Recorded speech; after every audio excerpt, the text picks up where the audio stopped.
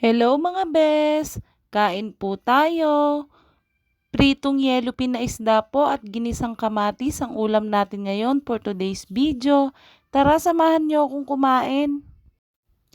Ginisa lang po sa bawang sibuyas, paminta, asin at asukal ang ating ginisang kamatis. I-try nyo rin pong magluto neto mga bes. Siguradong maraming kayong makakain dahil masarap din ang mga ganitong klasing ulam. Comment nyo naman po mga bes kung anong ulam nyo ngayon. Salamat sa panonood. Salamat din sa mga palaging sumusuporta at nag-share ng aking video.